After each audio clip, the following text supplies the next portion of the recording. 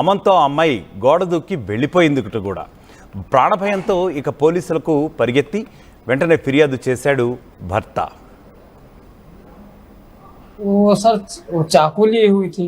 मैं सोचा ये चाकू क्यों ली है, तो मेरे मन में कुछ ऐसे मैं सोचने लगा था चलो कॉमन सी बात है चाकू ली होगी।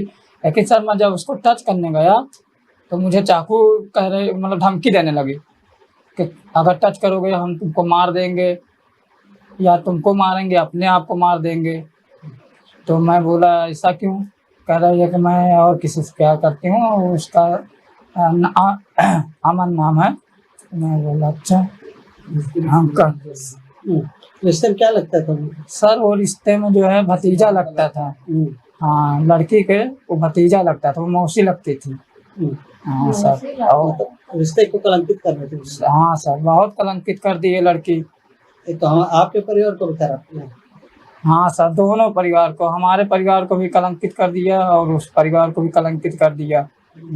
हाँ सर। अच्छा क्या उसका आपने चैट भी देखा था? चैट पे क्या आपको मारने की धमकी भी दी? सर हाँ वो जो अमन था वो कह रहा था सर कि मेरे पास 15 दोस्त है, मैं उस लड़के को मरवा दूंगा और तुम टेंशन ना लो, मैं उसको मार के जो है मैं तुमको अपने पास रखूंगा।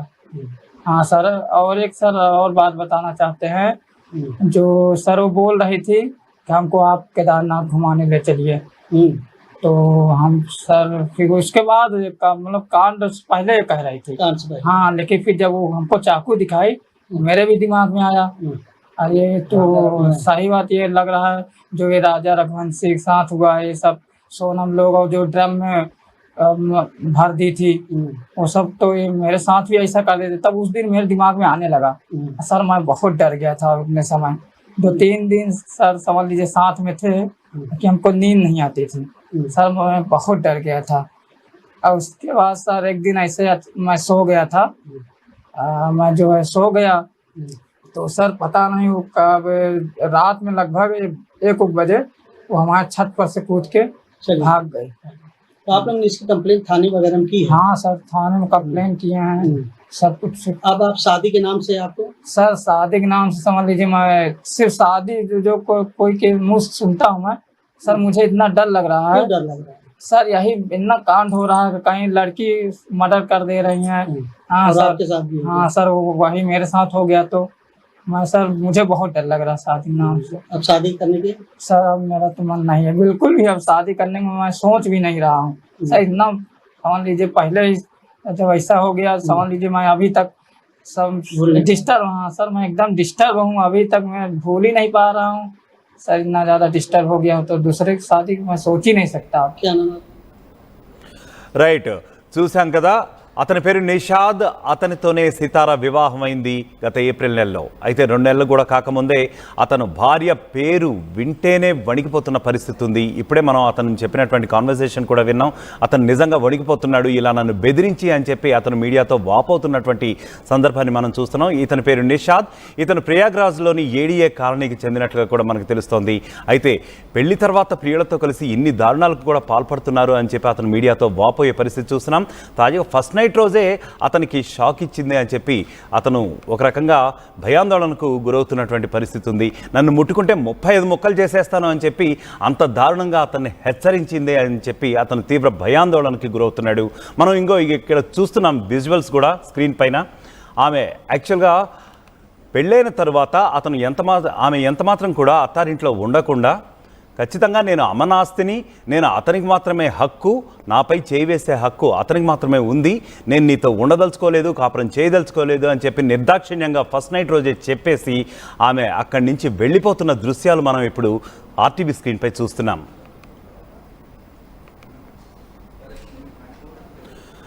రైట్, ఇక ఇదే విషయానికి సంబంధించి మా ఆర్టీవీ ప్రతినిధి శిల్ప మరింత సమాచారం అందిస్తారు. శిల్ప, ముఖ్యంగా చెప్పండి, ఇలాంటి దారుణాలు ఎన్నో జరుగుతున్నాయి.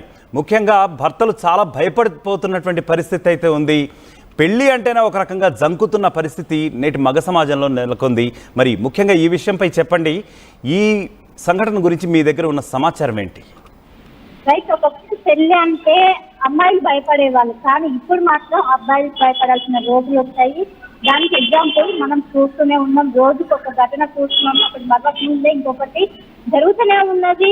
తాజాగా ఇప్పటికే మేఘాలయ ఘటన మరొక ముందే యూపీలో అలాంటి ఘటనలు జరుగుతూనే ఉన్నాయి. తాజాగా ఒకవైపు ప్రయాగ్రాజ్కు చెందినటువంటి నిషాద్తో సితారా అనే యువతికి మే నెలలో పెద్దల సమక్షంలో పెళ్ళైంది. పెళ్లి సమయంలో సితారా చాలా యాక్టివ్ గా ఉన్నది, ఇష్టం లేనట్టు కూడా ఎక్కలేదు. కానీ ఒక్కసారిగా పెళ్ళైన మొదటి రాత్రి రోజు పచ్చితోని లోపలికి వెళ్ళింది, నువ్వు నన్ను ముట్టుకుంటే 30 ముక్కలు చేస్తున్నట్టు కూడా భర్తను బెదిరించింది. దీంతో ఒక్కసారిగా భర్త భయపడ్డాడు, ఏం చేయాలో కూడా అర్థం కాలేదు. వెంటనే ఇటు పెద్దలకు కూడా చెప్పారు. వెంటనే పెద్దలు కూడా కొంచెం సంజాయించి మొత్తం కూడా చెప్పినప్పటికీ మరోసారి స్పీకర్ అదే విధంగా పాల్పడింది, మరోసారి బెదిరించింది. నేను అమీన్ అనే వ్యక్తిని ప్రేమిస్తున్నాను, నేను ఆయనకు మాత్రమే చెందిందని, నన్ను ముట్టుకోవడానికి అవకాశం లేదంటూ కూడా బెదిరించింది. దీంతో ఒక్కసారి కూడా భయపడ్డాడు. ఇంకోవైపు తను ఏదైనా తీసుకెళ్లాలని కూడా ఒకవైపు కోరింది. దీంతో అక్కడే హాట్ టాపిక్ గా ఒకవైపు మేఘాలయది అప్పుడు హాట్ టాపిక్ గా మారింది. దీంతో అలర్ట్ అయినటువంటి నిషాద్ ని తీసుకెళ్లనంటూ కూడా ఆయన చెప్పుకుంటూ వచ్చారు. ఎందుకంటే అది గుర్తుకొచ్చింది, అక్కడ తీసుకెళ్లి చంపిన వార్తలు కూడా అప్పుడు వైరల్ కావడంతో అలా కూడా చేసే అవకాశం ఉండడంతో నేను లేదు మెల్లమెల్ల వెళ్దామంటూ కూడా వాళ్ళు చెప్పుకుంటూ వచ్చారు. కానీ ఒక్కసారిగా సీతారా అమీన్ అనే వ్యక్తితో వెళ్ళిపోయింది. వర్షాలు ఇలాంటి ఘటనలు జరుగుతూనే ఉన్నాయి, ఒకటి మరొక ముందు ఇంకొకటి. మొన్న కూడా మనం చూసినాము, యూపీలోనే వాళ్ళు మేఘాలయకి వెళ్ళారు హనీమూన్ కానీ అక్కడ భర్తని ఏ విధంగా టార్చర్ చేసి ఏ విధంగా సంతేషంతో కూడా ఆ ఘటన మరోసారి మే నెలలోనే పెళ్ళైనాక రైట్ శిల్ప, ముఖ్యంగా మహిళలు ఎన్నెన్ని దారుణాలకు పాల్పడుతున్నారు ముఖ్యంగా ఇటీవల కాలంలో. మరి ముఖ్యంగా సైకాలజిస్టులు ఏమంటున్నారు, ప్రజలు ఏమంటున్నారు, అసలు what exactly is happening in the society అని చెప్పి?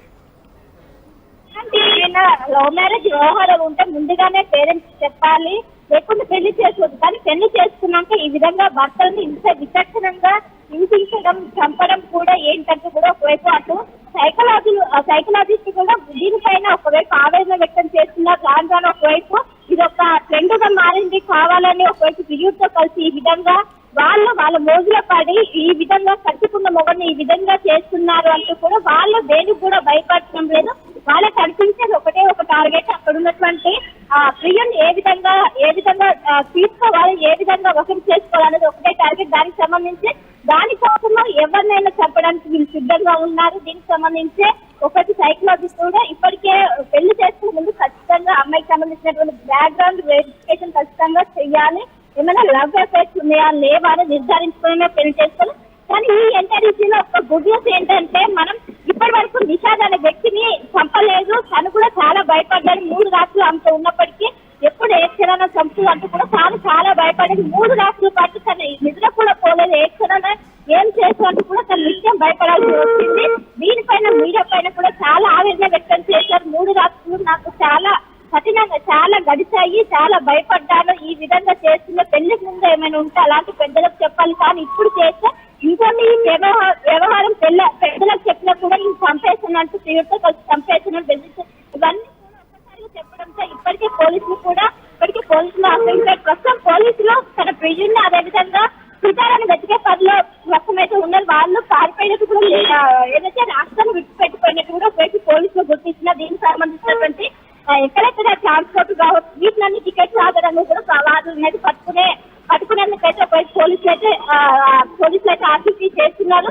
మొత్తం మీద ఇలాంటి ఘటనలే పునరావృతం కావడంతో ఇటు పెద్ద ఎత్తున అటు ఎవరైతే పెళ్లి చేసుకోవాలో వాళ్ళు పెద్ద ఎత్తున ఇబ్బంది పడుతున్నారు, భయాందోళన